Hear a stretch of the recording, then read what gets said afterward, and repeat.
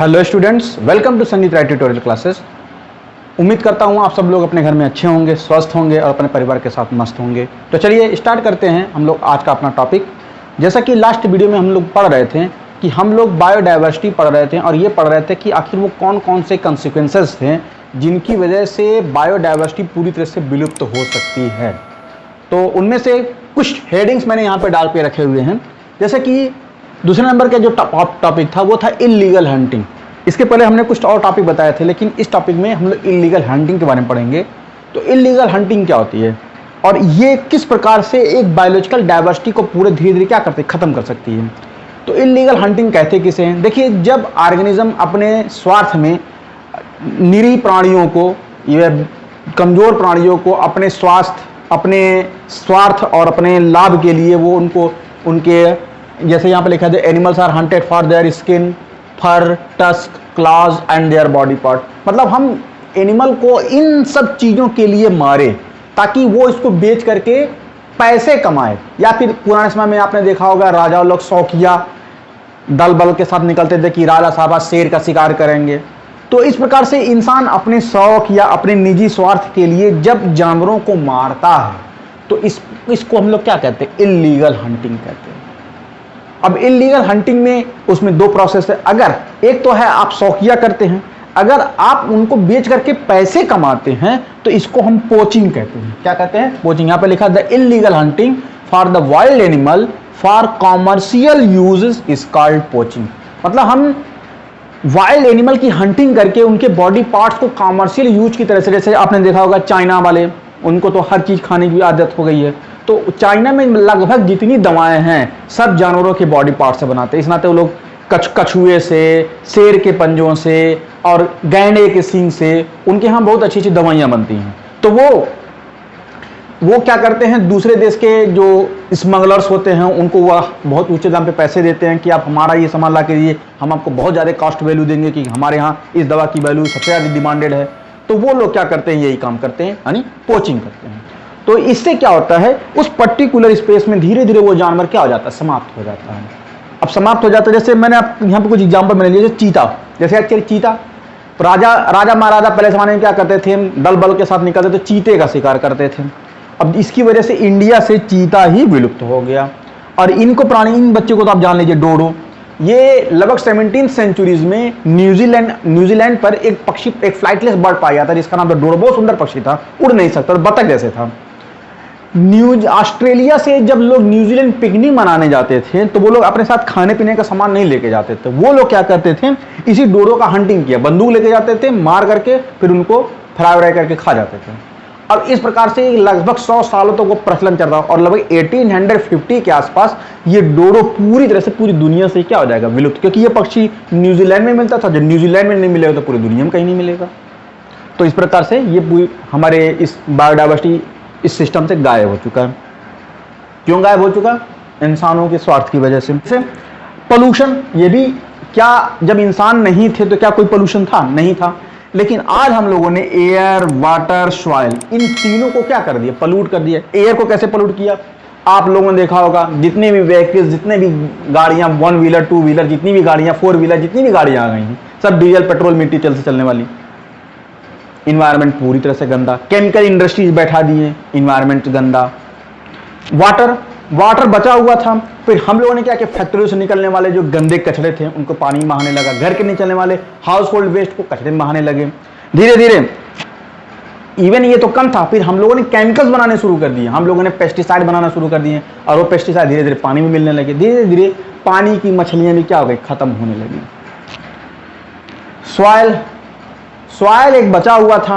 अब हम लोगों ने इतना ज़्यादा प्लास्टिक फैला दिया कि हर जगह आप कहीं भी मिट्टी, किसी भी सड़क के आउटर फील्ड पे चले जाइए और वहाँ पे सड़क के किनारे किनारे देख लीजिए कि पॉलीथीन ही दिख जाएंगे। हमने सॉइल भी गंदा कर दिया, कुछ छोड़ा नहीं। उसके बाद जब इतना सारा इंसानों की वजह से होगा तो कुछ नेचुरली भी होते हैं, उसको हमने नेचुरल डिजास्टर कहते हैं। अर्थक्वेक, एक दिन धरती हिल जाएगी हल्की सी, उस दिन 2-4 सवा लाख लोग गए। फ्लड आ जाएगा, 2-4 हज़ार गए। ड्रॉट आ जाएगी, पूरा का पूरा गांव गया। सुनामी आ जाएगी तो पूरी हो सकती है एक कंट्री ही चली जाए। और अभी जो कुछ चल रहा है क्या, कोरोना पीरियड, अब देख रहे हैं ना पूरे विश्व में लगभग कितने लोग, अभी कल के डेटा के अनुसार पूरे विश्व में 1 करोड़ 10 लाख पेशेंट लोग कोरोना के पाए गए और उनमें से करीब 10 लाख लोग लगभग एक्सपायर कर चुके हैं। तो ये है कि इंसान तो करते ही हैं, अब नेचर भी वही काम कर रहे हैं, लेकिन नेचर का काम थोड़ा सा बैलेंसिंग है। तो चलिए अब हम स्टूडेंट्स नेक्स्ट टॉपिक है एग्जॉटिक स्पीसीज। इसमें हम ये पढ़ेंगे कि आखिर किस प्रकार एग्जॉटिक स्पीसीज हमारे नेटिव प्लेस में आकर के हमारे बायोलॉजिकल डाइवर्सिटी को इफेक्ट करते हैं। जैसे आप लोगों ने देखा होगा कि अगर आप कभी सड़क या गांव के किनारे पर जाए तो आपको एक विशेष प्रकार की घास दिखाई दे, जिसको कैरेट ग्रास कहते हैं। कैरेट ग्रास यानी उसकी पत्तियां थोड़ी बड़ी बड़ी होती हैं और आपने उसकी पत्तियों को अगर फोकस किया होगा तो उसकी पत्तियां बिल्कुल गाजर की पत्तियों जैसा होता है, इस नाते उसको हम लोग कैरेट ग्रास भी कहते हैं।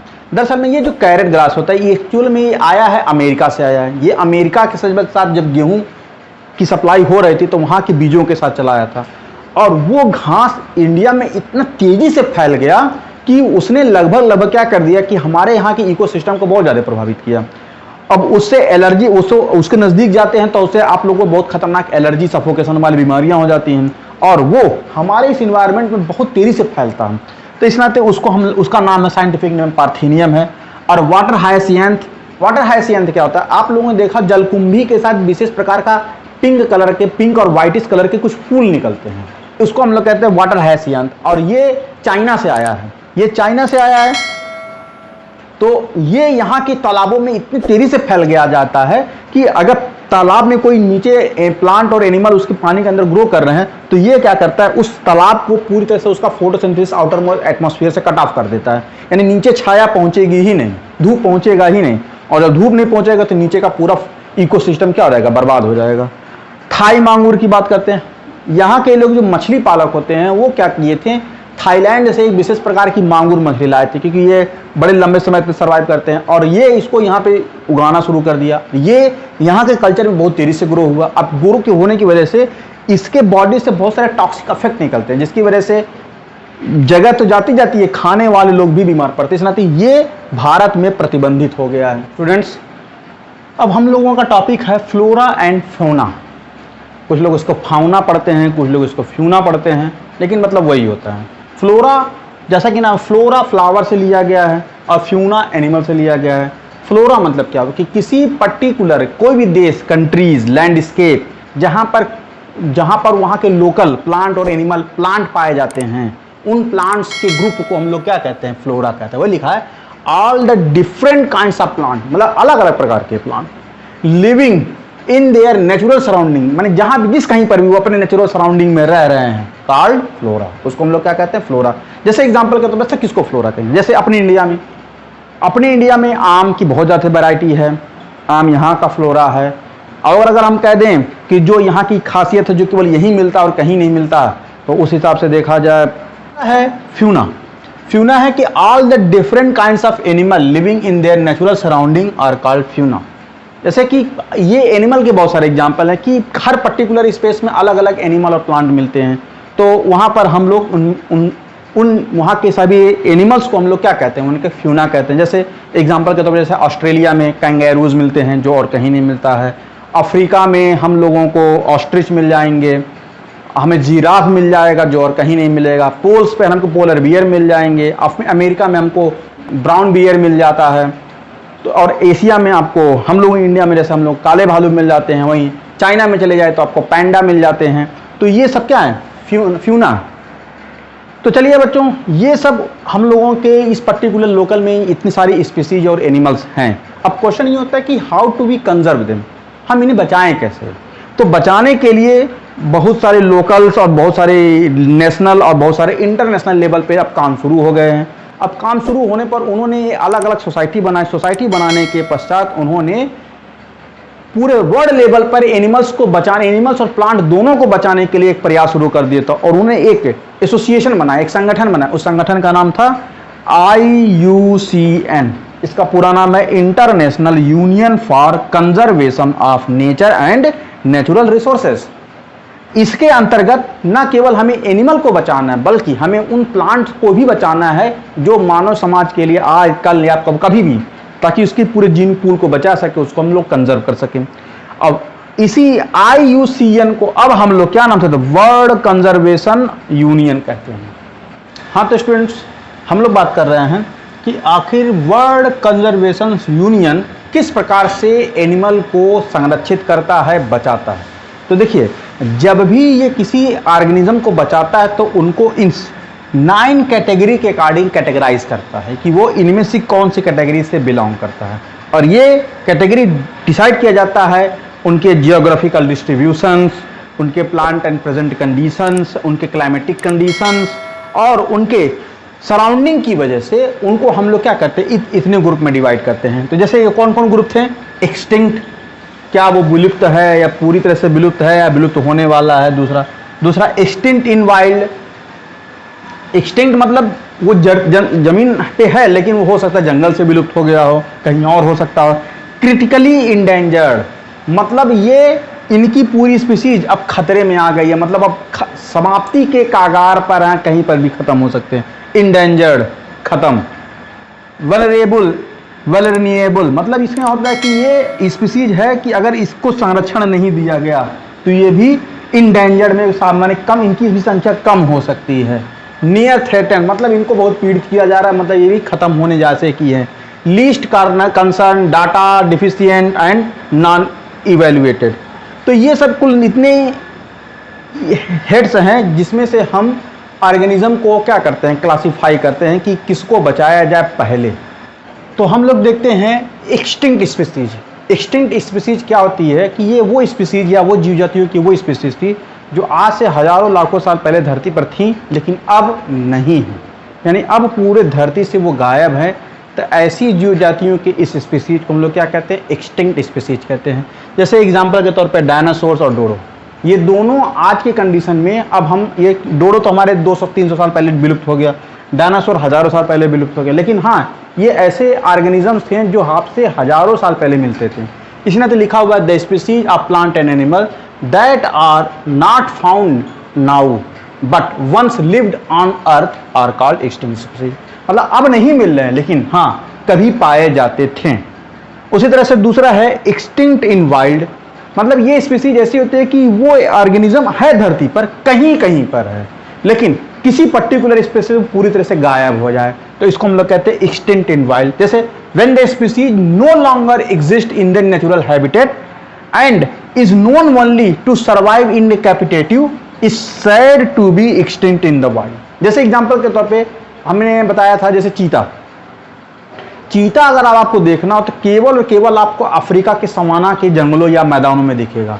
लेकिन एक समय ऐसा था जब भारत के जंगलों में भी चीता पाए जाते थे, लेकिन भारत में लगातार पॉपुलेशन बढ़ने की वजह से और लैंड को कैप्चर करने की वजह से लोगों ने चीते का शिकार कर डाला और सारे चीतों को क्या कर दिया, मार डाले। तो इसी नाम के केवल चीता ही नहीं, एक और पिंक हेडेड डक, ये भी किसी पर्टिकुलर ये इंडिया में कभी पाए जाते थे लेकिन अब ये भी क्या है, गायब है। दूसरा है क्रिटिकली इंडेंजर्ड स्पीसीज, मतलब हाँ इनकी संख्या है, बची खुची है, लेकिन हाँ अगर इस पर ध्यान नहीं दिया गया तो ये भी क्या हो जाएंगे, खत्म हो जाएंगे। जैसे the species that are not are extremely high risk, मैंने लिखा है कि क्या है कि ये बहुत ज्यादा खतरनाक स्टेज तक नहीं पहुंचे हैं but become extinct list in critically endangered, लेकिन जो बहुत जल्दी ही ये क्रिटिकली इंडेंजर्ड में आ जाएंगे। तो जैसे एग्जांपल के तौर पे गिद्ध, आप लोगों ने अगर आप लोगों को याद होगा कि आपने आखिरी बार गिद्ध कब देखा। शायद आप लोगों में से एक आध दो बच्चे ही कहें हाँ सर हमने लाइव में कभी अपनी आंखों से कभी गिद्ध देखा, और टीवी में तो बहुत है, डिस्कवरी चैनल खोल के बैठे तो बहुत दिख जाएंगे, लेकिन ये लगभग हमारे एशिया से गायब हो चुके हैं। रीजन क्या है, उसके भी रीजन हम लोगों ने एक दर्द निवारक दवा बनाई थी जिसका नाम था डाइक्लोफेनेक सोडियम। वो डाइक्लोफेनेक सोडियम हम लोगों में दर्द के बड़ा अच्छा काम करता था, और ये पशुओं को जब बीमार पड़ते थे ये उनको दर्द से बचाने के लिए उनको दिया भेजा। लेकिन जब वो पशु मरे और उन पशुओं के मांस को वल्चर्स खाएं तो वल्चर्स जो होते हैं वो उस दवा के प्रति इतने सेंसिटिव थे कि वो उस दवा के प्रभाव को सह ही नहीं कर पा, और सब मर गए। इस नाते एशिया से तो वल्चर्स गायब हो गए, लेकिन हाँ अभी भी कुछ कंट्रीज ऐसी है जहां पर ये एक दो इसकी। तो स्टूडेंट्स हम लोग आ जाते हैं इंडेंजर्ड स्पीसीज पे। अब क्वेश्चन होता है कि इंडेंजर्ड स्पीसीज क्या होती है। देखिए जैसे डेफिनेशन कह रहा है कि स्पीसीज एट हाई रिस्क, मतलब ऐसे स्पीसीज जो अब बहुत ही एक्सटिंक्शन के एक खतरनाक स्थिति तक पहुंच चुके हैं, एट गेटिंग एक्सटिंक्ट, जैसे मैंने कहा। इन नियर फ्यूचर, मतलब अभी तो नहीं, लेकिन अगर हम इस तरह से मरते रहें तो एक दिन वो गलत विलुप्त हो जाएंगे। Due to the decline in their number, या तो उनकी संख्या में बहुत तेजी से घटोतरी हो जाए, and drastic change in habit, या फिर उनके जो निवास स्थान में उसमें बहुत ज़्यादा बदलाव आ जाए, आर कॉल्ड इंडेंजर्ड स्पीसीज। तो ऐसे स्पीसीज को हम लोग क्या कहते हैं? Endangered species. जैसे एग्जाम्पल के तौर पर एशियन एलिफेंट, जैसे हम लोगों को पता है कि हमारे एशियन एलिफेंट कहाँ पर भी केरला में सबसे ज़्यादा पाए जाते हैं, लेकिन यार कभी इस वक्त वो पूरे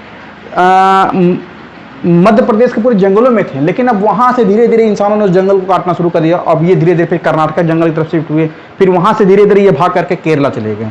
अब केरला के उधर तो समुद्र है, अब वो कहाँ भाग के जाएं? तो मतलब हमने क्या कर दिया कि उनके नेचुरल हैबिटेट को क्या किया? परिवर्तन कर दिया। और दूसरा चीज कि हम उनको मार रहे हैं उनके टस्क के लिए, तो जिसकी वजह से क्या वो धीरे धीरे विलुप्ति के कागार पे पहुंच चुकी हैं। एलिफेंट हो गए। उसके बाद थिक बिल्ड पैरट, ये पैरट अफ्रीका में मिलता है। ये एक ऐसा तोता होता है जिसका जो बीक होता है वो बिल्कुल ऐसे चपटा होता है। ये भी एकदम से अब लो न के बराबर दिख रहे हैं। गोल्डन मोल्स, गोल्डन मोल्स क्या होते हैं? ये एक ऐसा मोल्स होता है जो जमीन के अंदर बारो करने वाला एनिमल की होल करके रहता है, और इनका पूरा बॉडी है तो येलो कलर का होता है, इसलिए तो इनको गोल्डन मोल कहते हैं। ये भी लगभग गायब की तरफ है। उसके बाद है वल्नरेबल स्पीसीज। वल्नरेबल स्पीसीज क्या होती है? देखिए, the species that are already exist in low numbers, मतलब ये स्पीसीज हैं लेकिन इनकी संख्या कैसी है? कम है। And may be become endangered, और मतलब भविष्य में अगर ध्यान न दिया जाए तो इनकी संख्या क्या हो जाती है? खत्म हो सकती है। If they causative factor, if the causative factor like habitat destructions or illegal hunting, मतलब या तो उनके निवास स्थान को पूरी तरह से कुचल दिया जाए, बदल दिया जाए, या फिर उनको उनके खाल और मांस के लिए उनको मार दिया जाए, तो इस वजह से ये भी क्या हो सकते हैं? खत्म हो सकते हैं। एग्जाम्पल के तौर पर मैंने बताया जैसे किंग कोबरा। किंग कोबरा केवल आपको इंडिया में मिलेगा, वो भी विशेषकर तमिलनाडु साइड में, यहाँ पे जो सब ट्रॉपिकल कंट्रीज हैं। दूसरा ये आपको मिलेगा मलेशिया में मिलेगा। तीसरा आपको सिंगापुर की कुछ जगहों पे मिल जाएगा। लेकिन हम सभी जानते हैं ये सांपों की सबसे बड़ी प्रजाति होती है, और ये लगभग अब विलुप्ति के कागार पर है। इंडियन राइनो, इंडिया में 1 हॉर्न राइनो मिलता है, जबकि अफ्रीका में 2 हॉर्न राइनो मिलते हैं। ये भी लगभग अब खत्म करने की ओर आ चुके हैं अगर हम इनको ध्यान न दे तो इस प्रकार से ये हो जाते हैं वल्नरेबल स्पीसीज। तो स्टूडेंट्स, हम लोगों का अगला टॉपिक है एंडेमिक स्पीसीज। क्वेश्चन होता है कि ये एंडेमिक स्पीसीज क्या होता है? तो देखिए, यहाँ पे मैंने लिख दिया हुआ है कि endemic species are those species of organism that are found in exclusively in a particular geographical area.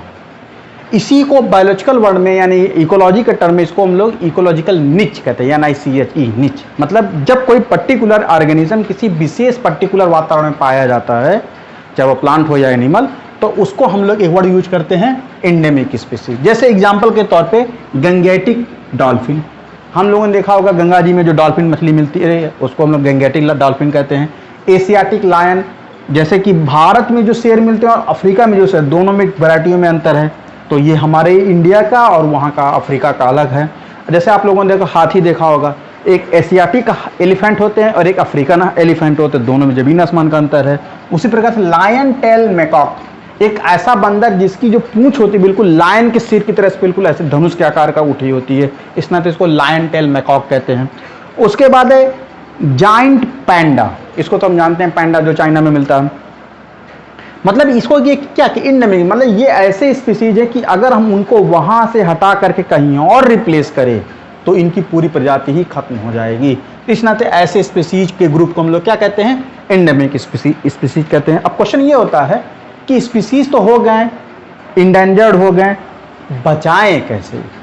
तो बचाने के लिए हमको इस हेड्स की तरफ फॉलो करना पड़ेगा कि conservation of forest and wild life को हम कैसे बचाएं। तो सबसे पहले है एफॉरेस्टेशन। एफॉरेस्टेशन मतलब होता है हम जंगल को जो कट रहे हैं उनको कटने से बचाएं, एफॉरेस्टेशन। जाहिर सी बात है, जब जंगल कटने से बचेगा तो पेड़ अपने आप उगेंगे, पेड़ को ग्रोथ करने का मौका मिलेगा, तो इससे जाहिर सी बात बहुत सारे प्लांट और एनिमल्स बच सकते हैं। दूसरा है प्रिवेंटिंग फॉरेस्ट ट्री, और जाहिर सी बात है जंगल में जो प्लांट हैं उनको कोई काट रहा तो भैया उनको रोके, नहीं रोक रहा तो कानून व्यवस्था लगा कर उनको जेल में डाल दें, तो इससे भी हमारा जंगल बच सकता है। तीसरा है प्रिवेंटिंग ओवर ग्रेजिंग। आप लोगों ने देखा होगा जो गडेरिए होते हैं, जो गाय और बकरियों को पालते हैं, वो लोग बकरियों और गायों को ले जा करके, भेड़ बकरों को ले जा करके जंगल में छोड़ देते हैं, और ये क्योंकि ये एनिमल अपने बॉडी मास से बहुत ज़्यादा खाते हैं, इस वजह से ये क्या करते हैं, पूरी जंगल को साफ कर सकते हैं। इस नाते हमें इस ओवर ग्रेजिंग को भी रोकना होगा।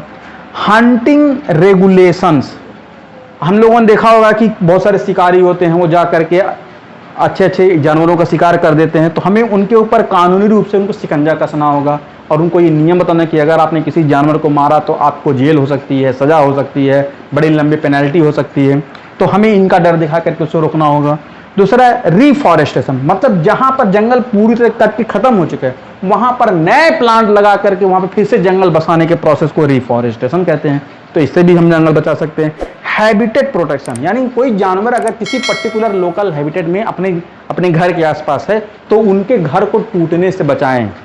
कैसे बचाएं? जाहिर सी बात है, लोग जमीन के लिए, फैक्ट्री के लिए लोग जंगल को साफ कर देते हैं, तो ऐसे कंडीशन में उनका वो विशेष पर्टिकुलर हैबिटेट भी खराब हो जाता है। तो हम फैक्ट्रियों के लिए, जमीन के लिए कम से कम, और दूसरे जानवरों के लिए कम से कम इन ऐसे कर्म को न करें जिसकी वजह से ये लोग अपने जीवन को समाप्ति के कगार तक पहुंच जाएं। तो बच्चों, यही सब है इंडेंजर्ड स्पीसीज और उनके प्रोटेक्शन के बारे में। वीडियो आपको कैसा लगा, इसका अगला टॉपिक हम नेक्स्ट सेक्शन में लेकर के आएंगे, तो आप कमेंट बॉक्स में कमेंट करके जरूर बताएं, और ताकि हमें इनकरेज करते रहें। धन्यवाद।